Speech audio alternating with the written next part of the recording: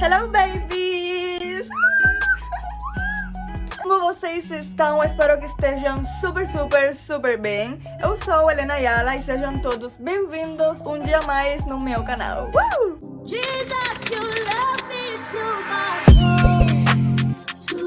much, too much, excess love.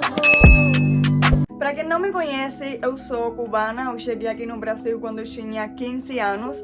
Atualmente tenho 19 e esse ano, 2023, vou fazer 20. Faz poucos meses eu comecei a fazer vídeos sobre política. Não era o conteúdo que eu normalmente fazia. Eu fazia conteúdo de moda e também sobre entretenimento. Eu contava algumas coisas engraçadas que aconteciam comigo quando eu cheguei. Todo esse conteúdo está registrado lá no TikTok e no Instagram, por se você quiser assistir.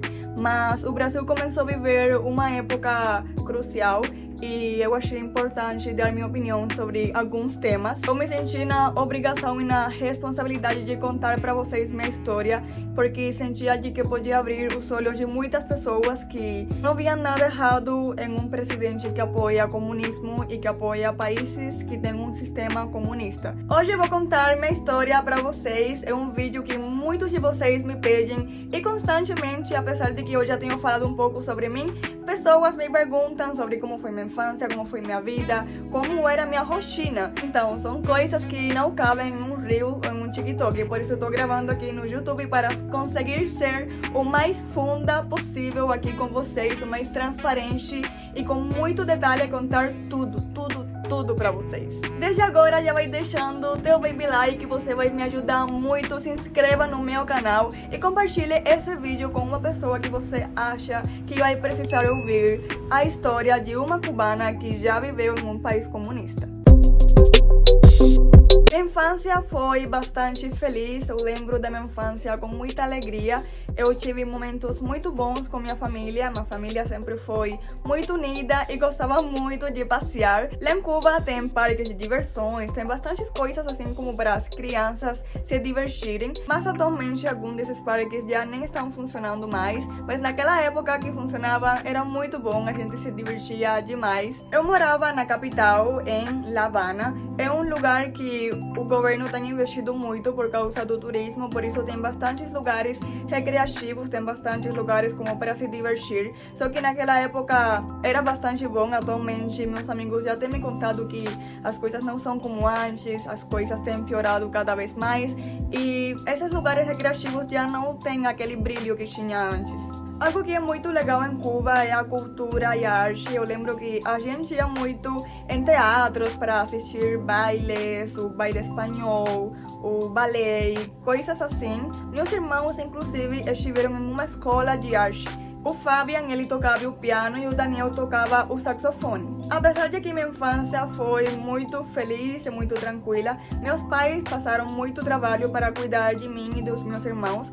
E quando falo meus pais, também estou falando em nome de todos os pais cubanos, porque em Cuba não tem as condições para criar um filho, vamos dizer. Por exemplo, algo muito simples como é uma fralda não te vendem nos mercados. Você tem que pegar como um pano, literalmente assim. Daí isso seria uma fralda, daí eles lavam, tem que lavar todas aquelas fraldas feitas para daí voltar a reutilizar e assim. Minha mãe fala que passou bastante trabalho para cuidar da gente. Eu tenho família nos Estados Unidos, primos, tios, e lembro que uma vez ou duas vezes no ano eles chegavam e traziam brinquedos e coisas pra gente. Eu nasci em um berço cristão, então sempre tive Deus presente na minha vida. Eu amo Jesus, cara. E é muito mais de que, meus pais me levaram na igreja, então eu já sou crente. Não, cara, eu experimentei o Deus na minha vida. Eu tenho experimentado Jesus. Jesus é meu melhor amigo. Eu tenho um relacionamento com Ele e minha vida é muito completa porque Ele está presente. Apesar das circunstâncias difíceis que a gente vivia em Cuba, Deus era nossa paz. Deus era nossa esperança e Ele sempre provia as coisas. A gente nunca nos faltou nada, sempre a nossa mesa tinha um prato de comida e a gente agradecia porque sabíamos que Deus proveu. judeu. Ser cristão em Cuba é extremamente difícil, principalmente porque como o governo é comunista, os princípios comunistas não têm nada a ver com os princípios cristãos. Só para vocês terem uma ideia, em Cuba é obrigatório você render culto a pessoas mortas. Em Cuba não só se idolatra o presidente, mas também heróis da pátria. Tem um que se chama Camilo Cienfuegos. E ele supostamente morreu no mar e toda criança é obrigada a, no dia da data da sua morte, a criança tinha que pegar uma flor e jogar no mar. A gente tinha que falar obrigatoriamente: pioneiros pelo comunismo seremos como Che Guevara foi um assassino e não é uma pessoa que uma criança deveria seguir seu exemplo. Eu lembro que uma vez eu confrontei uma professora minha, eu falei que eu não ia falar isso porque eu não falava nunca, né? Daí ela me chamou a atenção, ela brigou um pouco assim comigo de que eu tinha que fazer isso. Daí eu confrontei ela e falei de que, cara, eu não quero ser como Che Guevara, eu quero ser como Jesus. Deu um B.O. bem grande esse dia e foi complicado.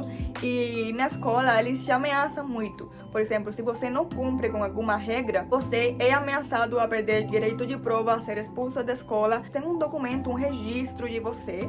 E daí, se eles marcam alguma coisa, tipo que você cumpriu alguma regra, que você fez alguma coisa, isso pode prejudicar muito o teu futuro. Falar abertamente temas religiosos, temas sobre Deus, cristãos, isso não é permitido. Fiquei muito chocada porque eu lembro que meu primeiro dia de aula aqui no Brasil, do nada surgiu um tema, sabe, sobre religião, sobre cristãos.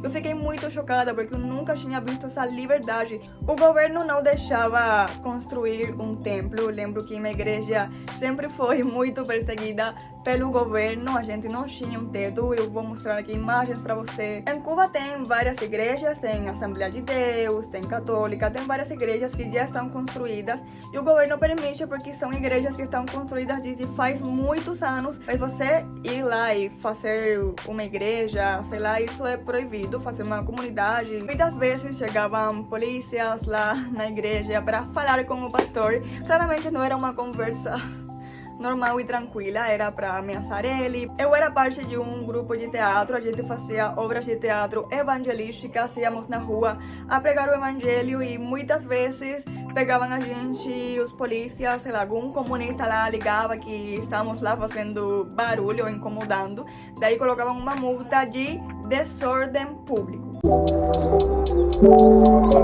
A vida em Cuba é difícil e estressante porque falta muitas coisas, falta água, luz, gás, comida, coisa de higiene pessoal, gente, falta de tudo.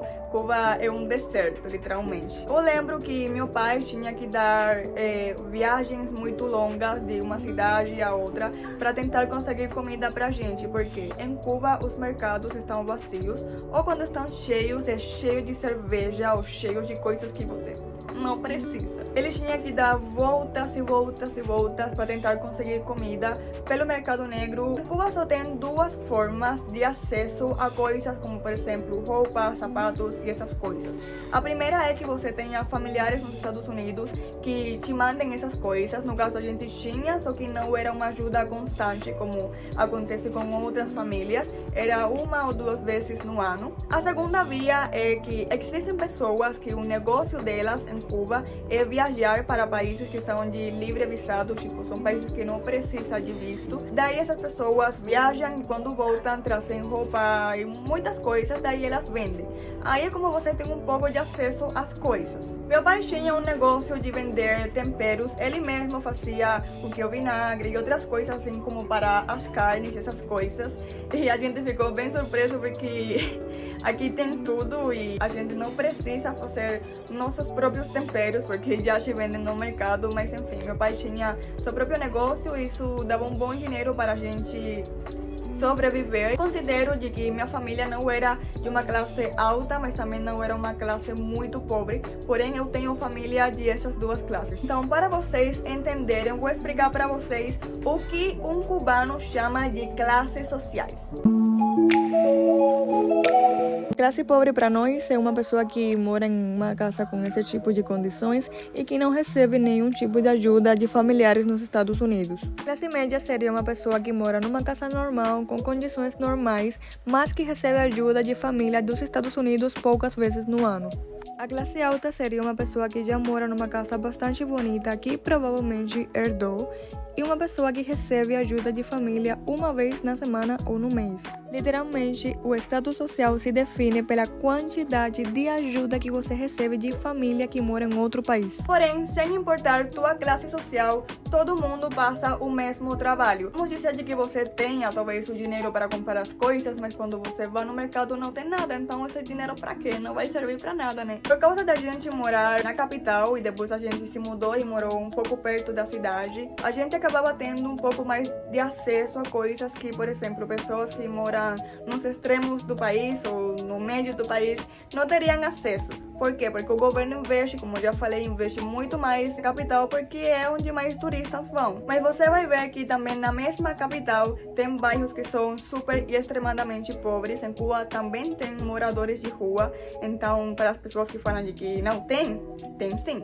Eu tive uma festa de 15 anos, como sempre sonhei. Para vocês terem uma ideia, em Cuba tem uma tradição, que é que quando uma menina nasce, a partir desse momento que ela nasce, se começa a guardar dinheiro para seus 15 anos, para que a menina faça o que quiser, uma festa, uma saída, o que ela quiser. Porque a gente conhece o país onde a gente mora e precisamos de guardar dinheiro por 15 anos para fazer algo legal. E vocês talvez se perguntarão, tá, mas que decoração linda, de onde que ela conseguiu tudo isso?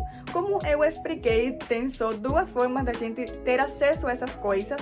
E a moça que foi a encarregada de decorar aquele lugar recebeu de pessoas que moram nos Estados Unidos ou em outro lugar do mundo e trouxeram para Cuba. Eu vou deixar aqui o vídeo completo onde eu reajo assim à minha festa de 15 anos. É um vídeo em espanhol, porém essas imagens eu não tenho nesse exato momento, então vai ser muito melhor que vocês vejam o vídeo.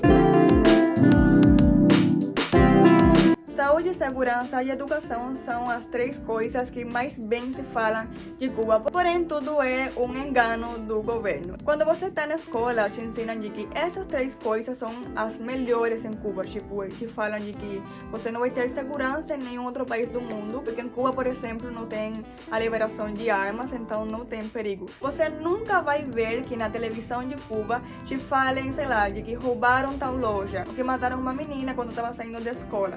Não vão te falar, porém essas coisas acontecem muito. Então a ausência de armas não quer dizer que tenha ausência de crime, porque o ser humano continua sendo ser humano. Um país comunista não vai fazer de que as pessoas sejam mais boas, e muito pelo contrário. Eu acho que até piora a criminalidade, porque em Cuba faltam tantas coisas que tem pessoas doidas que fazem qualquer doideira para ter um prato de comida na mesa. A educação tem sua parte boa e sua parte ruim. A parte boa, a única parte boa para mim que tem educação em Cuba é que os professores são totalmente exigentes. Literalmente se obrigam a você estudar, você tem que decorar muito as coisas. Então você acaba tendo uma cultura de estudo, você acaba tendo um hábito de estudar por causa de que, sei lá, te surpreendem e do nada fazem uma prova. Em Cuba você não faz uma prova de marcar, você tem que escrever, literalmente você tem que decorar as coisas e escrever exatamente como você aprendeu. Agora, por que a educação em Cuba não é boa, segundo eu? Porque tem muita doutrinação. Outro detalhe que eu acho que prejudica demais a educação em Cuba é que os livros são muito antigos, então não tem essa atualização como eu já tenho visto aqui, que cada 4 anos um livro de biologia, por exemplo, é atualizado com coisas novas. Em Cuba não. Isso para mim é preocupante, porque, por exemplo, a ciência é uma coisa que constantemente vai mudando. Os livros de biologia em Cuba, por exemplo, são totalmente desatualizados. O governo não tem investido em dar um ensino de qualidade e prover as condições necessárias para que um estudante possa fazer seus estudos, porque as escolas literalmente têm tudo quebrado, cadeiras, mesa, tudo quebrado, quadro quebrado, livros velhos, rasgados e demais. Em Cuba você não precisa de comprar cadernos porque o governo já te dá, claramente não é de qualidade, mas era o único que tinha. O governo também não tem investido na saúde, em Cuba faltam muitos remédios, faltam as condições necessárias em um hospital para atender as pessoas. Os hospitais são super, mas super mega nojentos. Já aconteceu com várias pessoas de que perderam algum familiar só porque usaram um instrumento errado, ou porque usaram alguma forma errada, ou porque não tinham um remédio, etc. Porque em Cuba, como as coisas têm se piorado cada vez mais, os médicos, os bons médicos, estão fugindo. Então, quem que está ficando? Os estudantes que estão literalmente aprendendo agora a fazer as coisas. Mas claramente, para um estrangeiro, o governo vai proporcionar o melhor sistema de ensino, o melhor sistema de saúde e também segurança para aquele estrangeiro. Inclusive, eu já vi alguns casos onde não deixavam os estrangeiros falar com cubanos. Tem até hotéis e tem coisas, cruzeiros, iates, que é só para estrangeiros. Então você vai ver isso lá, nossa, deve ser de algum cubano milionário. Não existe cubano milionário, tá? Isso é do governo para estrangeiros. Eu acho que eu contei tudo, mas pode ser de que alguma coisa eu tenha esquecido. Provavelmente na edição eu lembre de outra coisa.